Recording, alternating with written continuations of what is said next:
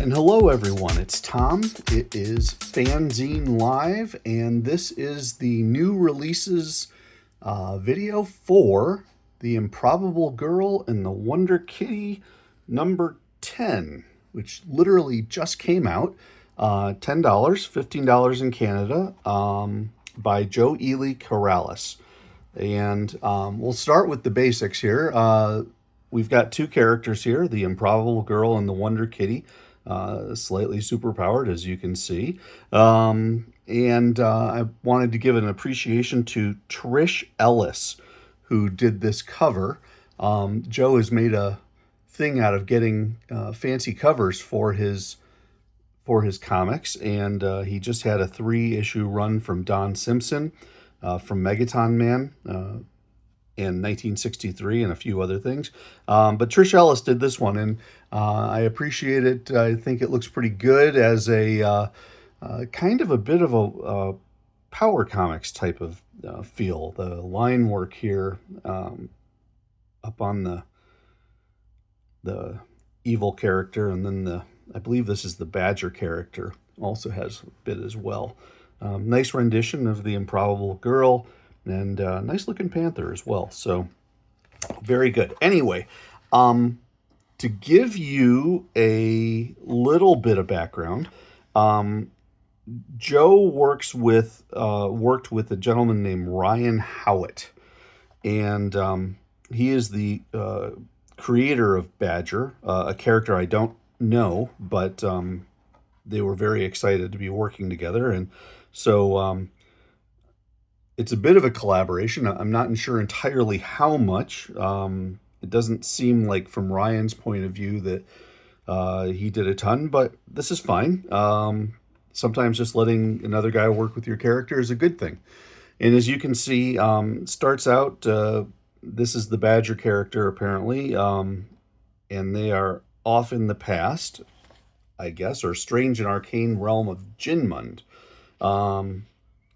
And so they are on the wrong side of some really bad guys here in the prelude.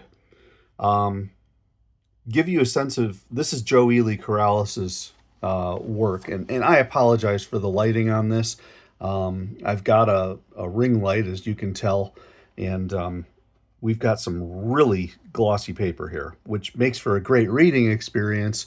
However, it's not as great on the video. But anyway, so you can see, this is Joe's cartooning style, and you can always tell because he does his eyes in a certain way, and you can always tell that he does this. And I've got, I want to say, if not most all of the 10 issues of this series. And one thing I really appreciate with Joe's work is that he is extremely consistent. And by that, I mean consistent all the way to me having asked him if he does this digitally and literally cut pastes figure work around his books. And apparently he doesn't, but gosh, it sure looked like it in a couple spots. So anyway, he's extremely consistent, and as a wannabe artist myself,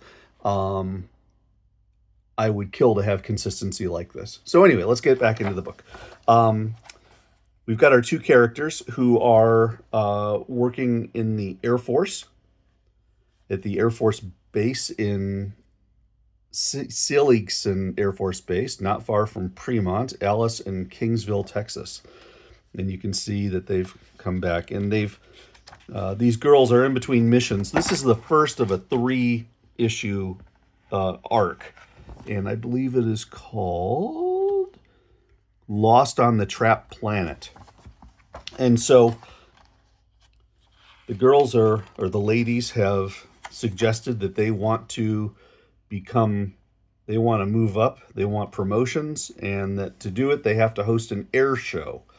However, there also is another thing they could do, host 4 small open house activities. And I guess there's this hangar that has been storing all sorts of stuff. As you can see, I love the one from the Roswell 504th Bombardment. And that looks like a War of the Worlds type of alien. So they got all sorts of stuff back here. They got to clean it out in order to host a, what was it? A hangar dance.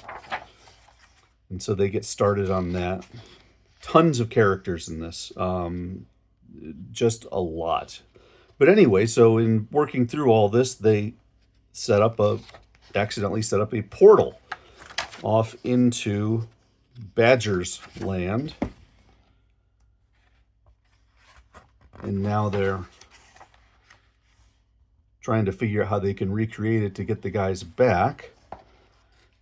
I note that Joe is very, very strong with his visual work and on his reproductions, especially of military craft and military vehicles. Those are really nice looking Humvees.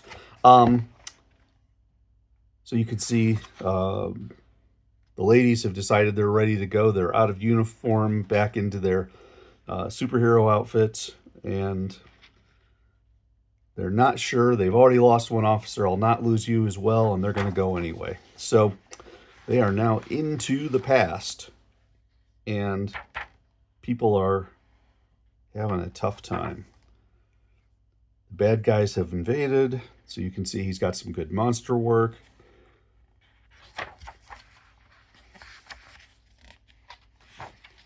And it's a fun little tale. Jumping back and forth between realities, as you can see.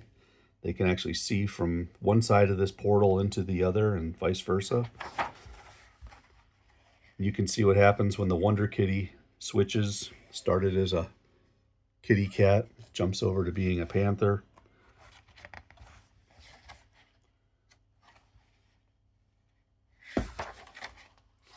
And then they jump off into the portal, and that ends the first part. It's a good opening stanza, and very interesting. We'll be interested to see where this goes. New People's Journal is the backup that Joe does in his zines. He's got a lot going on. He's very active in the FANzine communities, especially online, perhaps elsewhere, but that's where I see him online. And so he's got some information about his friends, especially he and Don Simpson have been in touch, and so he's got some information on Don Simpson. Says next issue he'll look at some very excellent small press works, and he mentions My Strange Times 5, which is a nice call out.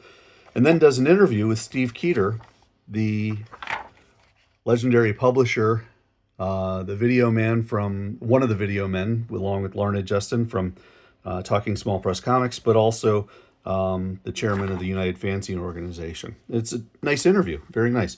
Then lastly, the UFO checklist, and Comics Wellspring printed this. It's a nice little book. Issue 10, Improbable Girl and the Wonder Kitty. Take a look if you haven't chosen to do so. I'll put some ordering information in so that you can find yourself a copy if you're so inclined. Thanks for watching, everybody. Have a great day, and I'll catch you next time.